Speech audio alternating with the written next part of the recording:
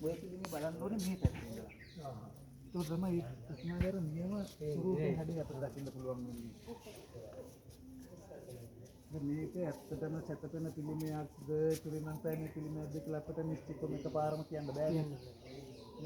පිළිමන් පෑමේ පිළිම කියලා 아무තු පිළිම වර්ගයක් කියනවද ලෝකෙ? එහෙම එකක් නැහැ. උදේ කමිරියවුවනේ තියෙන්නේ.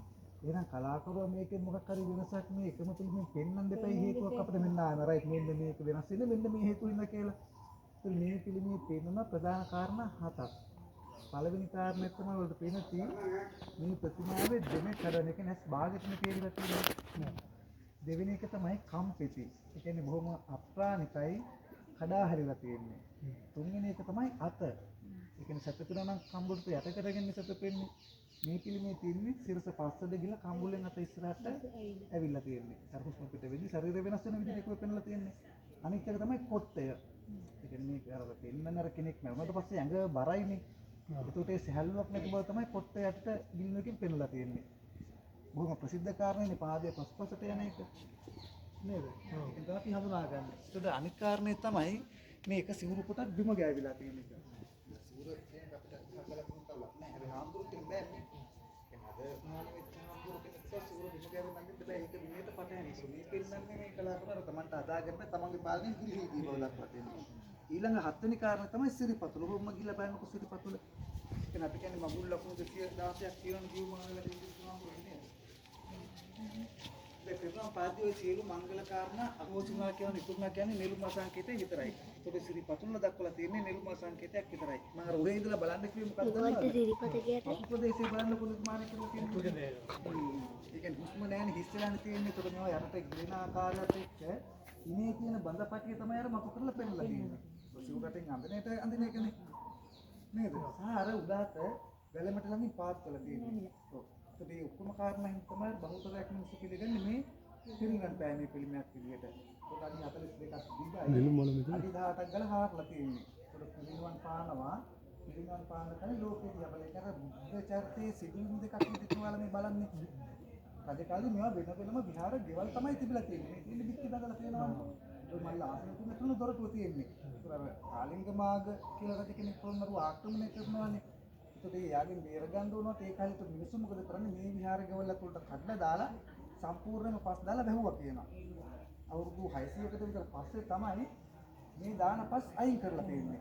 බෙල් මහත්තයා ඒ කාලේ මේක අර කළු පාට තියෙන දියසෙවල වතර දැන් අර ගලේ ස්වභාවික වර්ණයත් එක්ක නැත්නම් දකින්නේ නේද? ඒක දැන් අපි ගල් විහාරය කියලා කියන්නේ අතර මේ ගලෙන් හදලා තියෙන හින්දා මිසක් පැරණි නම නෙමෙයි. ගල් විහාරය අපි දැන් ගලෙන් හදලා තියෙන්නේ. ඒකින්ද දැන් භාවිතා කරනවා මේක ඇත්තටම පැරණිම වෙන්නේ උත්තරාරාමය. උත්තරාරාමය කියන්නේ තමයි රජමාලිගාවට උතුරු දිශාවෙන් තමයි මේ පන්සල තියෙන්නේ. අන්න මේක තමයි උත්තරාරාමය කියලා කියන්නේ. ඒක ගල් විහාරයේ විශේෂ වෙන්නේ ඒක තමයි ඉන්දි පිළිමයි, ඉති පිළිමයි, සතපන පිළිමයි කියන ඉරියව් තුනම එකම ගලක තියෙන ගල් විහාරය විතරයි. ලෝකේ වෙන පුවත් වලට දකින්න හම්බ වෙන්නේ නැහැ. ඒක පිළිවන් පානවා. ඒක ලෝකේ දිහා බලනවා. උනාවක් බලවද? අතුරුම මතක ගන්න දාන්න. ඒක නොදැක කාරණා ඕනතරම් තියෙනවා.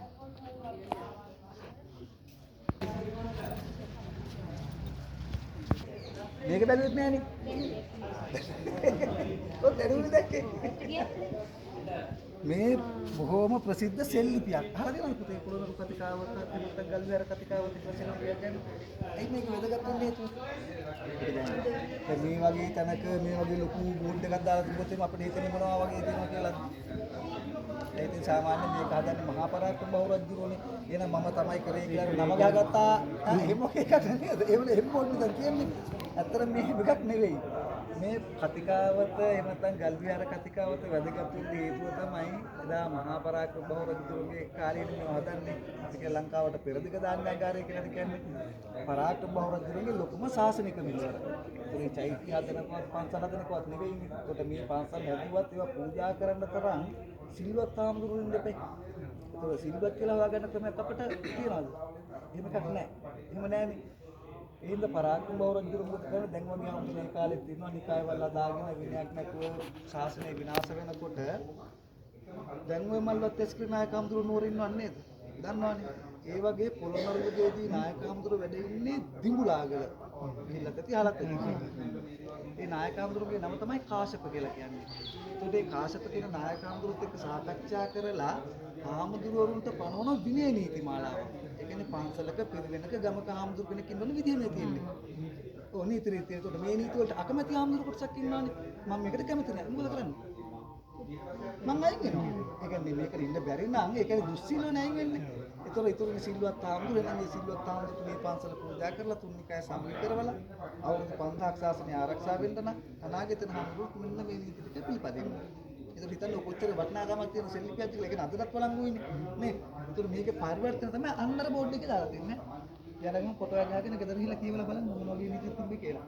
මේ අකුරු හඳුනා ගන්න පුළුවන්. ඒකල බලන්න. බය වෙන්න එපා.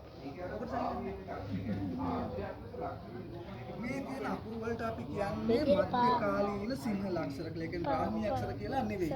අපි දැන් කියන අකුරු වලට බොහොම සමානයි. වලට මෙතෙන්දී සාමාන්‍ය අර හඳුනා ගන්න. කුදේටම වීඩියෝ කරන්න. පෙන්නන්න පුළුවන්. මේ තියෙන්නේ විනයානුකූල වචන පේනවා. මේ තියෙන්නේ වියන්න, මේ තියෙන්නේ නයන්න. තියනවානේ. ඔය යන දියන් හේතු කියලා මේ විසු කියලා තන මේ තියෙන්නේ කී අකුර දැල් දිනවා වගේමනේ. ඒකට ඔය අකුරුමනේ රවුම් වෙලා හැඩ වෙලා ඉස්පිලි පාපිලි වෙනස් වෙලා අපිට දකින්න තියෙන්නේ නේද?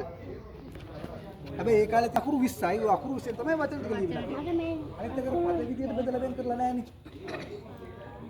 පොළොන්නරුව කතිකාවට මම පෙන්නන්න ආවේ ගුහාවනේ. මේ ගුහාවේ විශේෂත්වය මේ ගුහාවේ